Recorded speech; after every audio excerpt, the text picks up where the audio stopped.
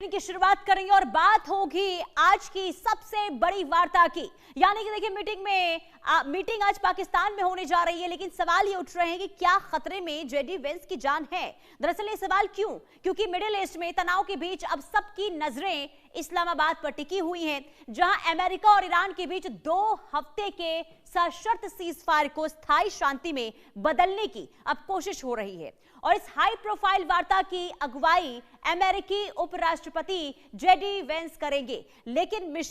लेकिन मिशन शुरू होने से पहले ही सुरक्षा को लेकर बहुत बड़े सवाल खड़े हो गए हैं। दरअसल व्हाइट हाउस के पूर्व प्रेस सचिव एरी फ्लैशर ने यह साफ चेतावनी दी है कि पाकिस्तान में अमेरिकी प्रतिनिधियों की सुरक्षा सबसे बड़ी चुनौती हो सकती है। उन्होंने यहां तक ये कह दिया है कि हालात ऐसे हैं कि वार्ताकारों की सुरक्षा के लिए प्रार्थना करनी चाहिए। अब इतिहास भी इस डर को और गहरा करता है, जब बिल क्लिंटन के दौरे में डेकॉय एयरक्राफ्ट का इस्तेमाल करना पड़ा था और जॉर्ज डब्ल्यू बुश की यात्रा के दौरान भी सुरक्षा एजेंसियों ने गंभीर चिंता जताई थी। वहीं ईरानी डेलीगेशन का नेतृत्व संसद के अध्यक्ष मोहम्मद गालिबफ कर रहे हैं। उनके साथ विदेश मंत्री अब्बास अरागची भी हैं। और ईरान और अमेरिका के बीच 28 फरवरी को शुरू हुई लड़ाई में 8 अप्रैल को सीजफायर हुआ और इसके बाद आज वार्ता होने वाली है। सवाल कई हैं, सुरक्षा को लेकर सवाल उठ रहे हैं। सवाल इसलिए क्योंकि कहा यह जा रहा है कि अमेरिका को लेकर देखिए पाकिस्तान में पहले से ही विरोध प्रदर्शन की लहर देखने को मिली थी और जब आज अमेरिकी डेलीगेशन वहां पर पहुंच रहा है तो सुरक्षा को लेकर यहां पर जो बयान दिया गया उसे लेकर कई चिंताएं जताई जा रही है। इसी बीच बड़ी खबर, शांति वार्ता के लिए इस्लामाबाद पहुंच चुका है यूएस डेलीगेशन। इस्लामाबाद एयरपोर्ट पर उतरा है अमेरिकी विमान और उपराष्ट्रपति जेडी वेंस शांति वार्ता के लिए पहुंचे हैं। यूएस डेलीगेशन में विटकॉफ, कुशनर, ब्रैड कूपर शामिल हैं और शांति वार्ता के लिए पाकिस्तान पहुंचा है ईरानी डेलीगेशन और डेलीगेशन का नेतृत्व कर रहे हैं ईरानी संसद के स्पीकर और टीम में स्पीकर गालिबाफ, विदेश मंत्री डॉक्टर अरागची मौजूद हैं। इसके अलावा रक्षा परिषद के सचिव, सेंट्रल बैंक के गवर्नर भी मौजूद हैं। तो कुल मिलाकर वो घड़ी अब नजदीक आ गई है जब आमने सामने एक मेज पर ईरान और अमेरिका होगा, बातचीत होगी शांति को कैसे आगे कायम रखा जाए। आदित्य वधावन संवाददाता तमाम जानकारी के साथ जुड़ चुके हैं। आदित्य, ये बड़ी अपडेट सामने आ रही है जहां अमेरिकी डेलीगेशन पहुंच चुका है पाकिस्तान। कितने देर में मीटिंग शुरू होने वाली है, क्या है जानकारी? बिल्कुल, देखिए पुनीता, अमेरिकन डेलीगेशन जो है पहुंच चुकी है इस्लामाबाद पाकिस्तान में, जहां वो ईरानी डेलीगेशन से बातचीत होगी और काफी सुरक्षा के अगर मद्देनजर हम देखें तो काफी सुरक्षा के प्रबंध करे गए हैं। पूरे तरीके से इस्लामाबाद एक फोर्ट्रेस बन चुका है इस समय, काफी, क्योंकि अमेरिकन डेलीगेशन की सेफ्टी को लेकर काफी प्रबंध करे गए हैं। और अब देखने वाली बात होगी, जेडी वेंस आज सुबह ही उनका जो विमान है, जो अमेरिकन डेलीगेशन, वो पेरिस से निकले और सीधा इस्लामाबाद पहुंचे हैं। और ईरान की जो डेलीगेशन है, सैयद अब्बास अरागची जो विदेश मंत्री हैं ईरान के, और गालिबाफ जो पार्लियामेंट के स्पीकर हैं, वो ऑलरेडी पहुंच चुके हैं। तो अब बहुत देखने वाली बात होगी। हालांकि काफी क्रिटिसिज्म आ रहा है कि पाकिस्तान के ऊपर, क्योंकि पाकिस्तान पूरा विश्व जानता है पाकिस्तान एक आतंकवाद का एक केंद्र है। पाकिस्तान पनाह देता है आतंकियों को और इस तरह से। और अगर हम इजराइल की बात माने तो अभी हाल ही में जो पुनीता, अगर आप देखेंगे तो पाकिस्तान के जो रक्षा मंत्री हैं ख्वाजा आसिफ, उन्होंने इजराइल पे जो बहुत एक आपत्तिजनक टिप्पणी करी, जिससे इजराइल का एक बहुत ही एक रिएक्शन आया पाकिस्तान के खिलाफ कि ये एक बहुत बड़ी प्रॉब्लम है कि एक टेरर स्टेट जो है वो पीस वार्ता को आगे ले जा रहा है। तो कहीं ना कहीं पाकिस्तान पर काफी सवाल उठ रहे हैं कि कैसे वो देश जो आतंकवाद को पनाह देता है वो इस तरह की शांति वार्ताओं को होस्ट कर रहा है। तो काफी देखने वाली बात होगी जब अमेरिकन डेलीगेशन और ईरानियन डेलीगेशन में बातचीत शुरू होती है इस्लामाबाद में, क्या चीजें निकल के आती हैं। हमने देखा बीते दिनों में कि ईरान ने 10 पॉइंट अग्रीमेंट अमेरिका को भेजा है, जिसमें उन्होंने बोला है कि उन पे सैंक्शन हटाए जाएं और कई अन्य तमाम जो उनको एक फाइनेंशियल पैकेज दिया जाए जिससे वो अपना रिकंस्ट्रक्शन कर सके जो अटैक्स में उनका जो इंफ्रास्ट्रक्चर पे, जो पेट्रोकेमिकल पावर प्लांट पे जो नुकसान हुआ है ईरान में। तो कहीं ना कहीं काफी सारी चीजें टेबल पर होंगी और देखने वाली बात होगी किस तरह से मीटिंग जाती है। बिल्कुल, मीटिंग में क्या होता है इस पर सबकी निगाहें। आप बने रहिए आदित्य, बड़ी खबर का रुख करते हैं। बड़ी खबर सामने आ रही है जहां इस्लामाबाद शांति वार्ता में सुरक्षा का खतरा बना हुआ है और उपराष्ट्रपति जेडी वेंस की जान को खतरा बताया गया है। पूर्व अमेरिकी अधिकारी हैं जिनकी ओर से यह चिंता जताई गई है। यूएस ईरानी डेलीगेशन की इस्लामाबाद में आज वार्ता होने वाली है और किले में तब्दील हुआ है इस्लामाबाद। फील्ड मार्शल आसिम मुनीर की सुरक्षा पर इस वक्त पैनी नजर बनी हुई है। आदित्य, एक तरफ तो देखिए मीटिंग होगी जिस पर निगाहें टिकी हुई हैं, लेकिन सबसे बड़ा सवाल यहां पर सुरक्षा को लेकर भी उठ रहे हैं और अमेरिका के पूर्व अधिकारी हैं, उनकी ओर से सुरक्षा को लेकर चिंता जताई गई है। क्या है इसके पीछे की वजह? बिल्कुल, देखिए कहीं ना कहीं हम जानते हैं जब ईरान के सुप्रीम लीडर आयतुल्लाह अली खamenei को मारा गया 28 फरवरी को ईरान में, तो कहीं ना कहीं पाकिस्तान में भी जो है विरोध हुए। हमने देखा किस तरीके से अमेरिकी की जो अमेरिकन कॉन्सुलेट्स हैं लाहौर, कराची में, वहां पर अटैक किया गया। जितने भी पाकिस्तान में जो शिया लोग हैं, उन्होंने काफी ज्यादा उनको गुस्सा आया कि जब आयतुल्लाह अली खamenei को मारा गया इजराइल और अमेरिका द्वारा।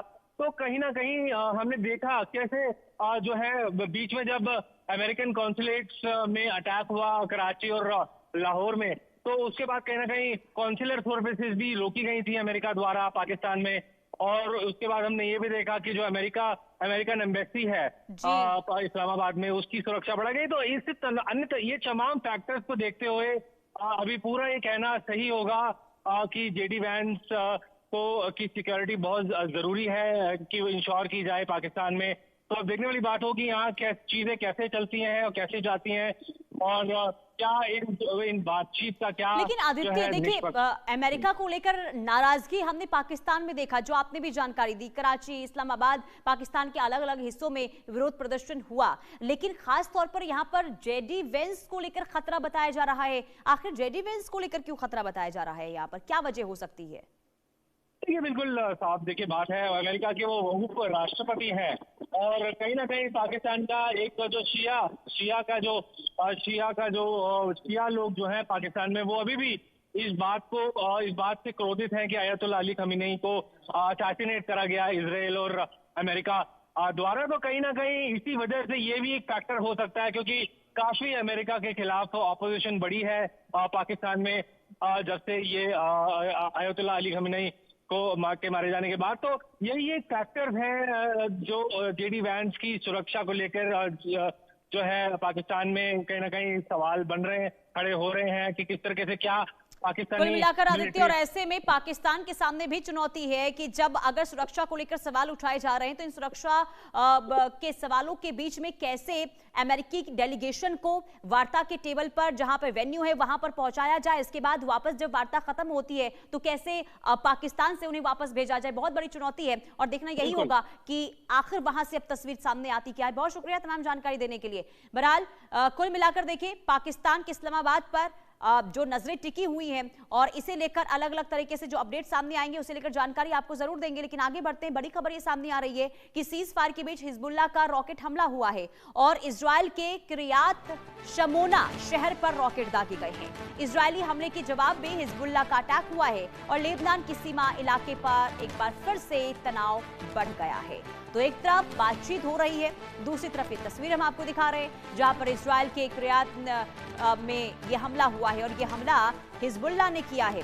रॉकेट से हमला यहां पर किया गया है। जो अटैक अब तक किए गए हैं इजराइल की ओर से, इसका पलटवार हिजबुल्लाह की ओर से किया जा रहा है और सीमावर्ती इलाकों में जो लेबनान के सीमावर्ती इलाके हैं वहां पर तनाव चरम पर है। खास करके दक्षिणी लेबनान के उस हिस्से में जबरदस्त हालात देखिए तनावपूर्ण बने हुए हैं, क्योंकि ये वो हिस्सा है जहां पर इजराइल की ओर से हमले लगातार जारी हैं और ये वो हिस्सा है जहां पर लगातार इजराइल की ओर से ये कोशिश जारी है कि जो लेबनान की सेना है उन्हें सीमा जो इजराइल और लेबनान का जो हिस्सा है, सीमावर्ती जो हिस्सा है, वहां से लेबनान की सेना को पीछे खदेड़ना है और वहां पर बफर जोन बनाना है। और इजराइल ने ये कहा है कि ये जरूरी है इजराइल की सुरक्षा के लिए और इसलिए हम ये चाहते हैं कि हम हिजबुल्लाह को पूरी तरीके से खत्म कर दें। अगर हिजबुल्लाह को खत्म नहीं किया जाता है तो ये हमारे लिए बहुत बड़ी चुनौती होगी, ये इजराइल की सुरक्षा में बहुत बड़ी चुनौती ये बनकर खड़े होंगे। और ऐसे में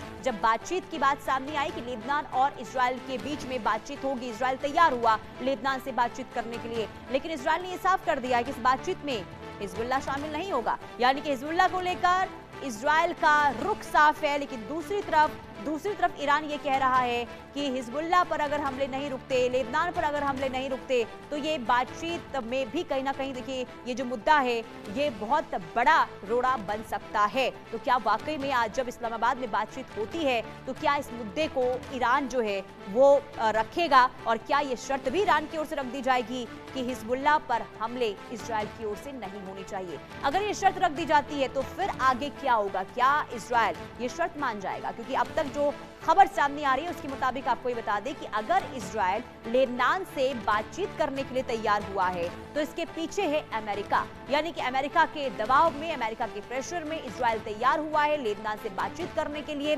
और अगर हिजबुल्लाह को लेकर, हिजबुल्लाह क्योंकि देखिए ईरान का प्रॉक्सी संगठन है हिजबुल्लाह, और अगर इस पर हमले हुए हैं तो नाराजगी पहले से व्यक्त करता हुआ ईरान नजर आ रहा है। और क्या इसे लेकर भी कोई शर्त रखी जाती है ईरान की ओर से? अगर रखी जाती है तो इजराइल का स्टैंड क्या होगा, अमेरिका आखिर इसे लेकर क्या कहेगा? यानी कि अलग अलग तरीके से अलग अलग मुद्दों को लेकर इस वक्त सस्पेंस गहरा है कि किन किन मुद्दों पर आज खास तौर पर फोकस इस मीटिंग में रहने वाला है। बड़ी खबर का रुख करेंगे। शांति वार्ता से पहले डोनाल्ड ट्रंप का बयान भी सामने आ चुका है। वार्ता के लिए अच्छी टीम भेजी है, ये डोनाल्ड ट्रंप कह रहे हैं। ईरान पहले ही जंग हार चुका है। डोनाल्ड ट्रंप जो एक तरफ ये कह रहे हैं कि हम चाहते हैं कि बातचीत के जरिए समाधान निकले, दूसरी तरफ ईरान को धमकाते हुए नजर आते हैं कि समझौता नहीं हुआ तो ईरान पर हमला कर देंगे। और अब एक ये नया बयान डोनाल्ड ट्रंप का, और डोनाल्ड ट्रंप ये कह रहे हैं कि हमने अच्छी टीम भेजी है। शांति वार्ता से पहले ये डोनाल्ड ट्रंप का स्टेटमेंट, और ये भी कहना है कि ईरान तो पहले ही जंग हार चुका है। इससे पहले भी डोनाल्ड ट्रंप की ओर से सीज फायर के बाद कई बार ये दावा किया जा चुका है कि ये जंग तो अमेरिका जीत चुका है, जंग ईरान हार चुका है, ईरान के पास अब कुछ खोने के लिए बचा नहीं है, और ईरान के पास सिर्फ अब एक हथियार है यानी कि स्ट्रेट ऑफ हॉर्मुज, और उसी के जरिए ईरान जो है आगे नेगोशिएशन कर रहा है, ये डोनाल्ड ट्रंप कहते हुए नजर आ रहे हैं। तो कुल मिलाकर देखिए जो यहाँ पर डोनाल्ड ट्रंप ये बताते हुए नजर आ रहे हैं दुनिया के सामने कि ईरान को हमने खत्म कर दिया है, ईरान के खिलाफ जो जंग शुरू हुई थी उस पर हमने जीत हासिल कर ली है। लेकिन विशेषज्ञ ये मानते हैं, विशेषज्ञों की माने तो उनका ये कहना है कि इस जंग से अब कहीं ना कहीं छुटकारा चाहते हैं डोनाल्ड ट्रंप। अमेरिका की ओर से इसलिए कोशिश जारी है वार्ता को लेकर कि इस जंग में जो सीज फायर समझौता हुआ है, इसके बाद जो आज वार्ता हो रही है, इसके पीछे की बड़ी वजह यह है, जो नरमी देखने को मिल रही है अमेरिका की ओर से, वजह यही है कि अमेरिका अब इस जंग से निकलना चाहता है। लेकिन दूसरी तरफ दुनिया के सामने एक अलग तस्वीर यहाँ पर पेश करने की कोशिश हो रही है डोनाल्ड ट्रंप की ओर से कि ईरान के खिलाफ जो जंग की शुरुआत हुई थी उसमें अमेरिका ने जीत फतेह कर ली है। इसके पीछे की वजह यह है कि अब पूरी दुनिया में अंतर्राष्ट्रीय मंच पर ग्लोबली अमेरिका की किरकिरी हो रही है, डोनाल्ड ट्रंप की किरकिरी हो रही है, और अब इस छवि को सुधारने की कोशिश डोनाल्ड ट्रंप की तरफ से हो रही है। और यही वजह है कि अलग अलग तरीके से यहाँ पर जो बयानबाजी है वो डोनाल्ड ट्रंप की तरफ से होती हुई नजर आ रही है।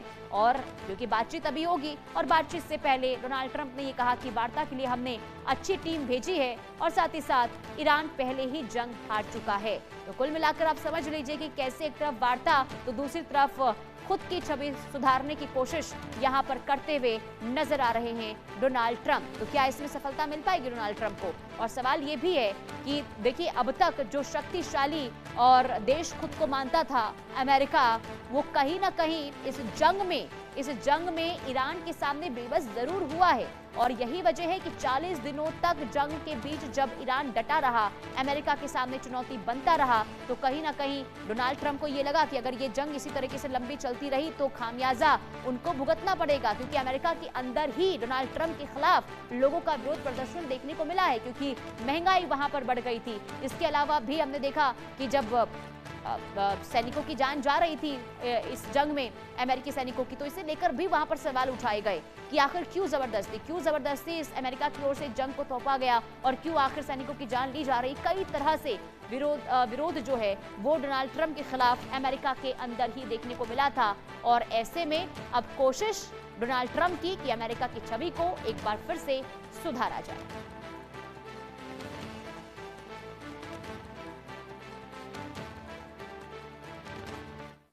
तो इस जंग से जुड़ी तमाम बड़ी अपडेट आप तक पहुंच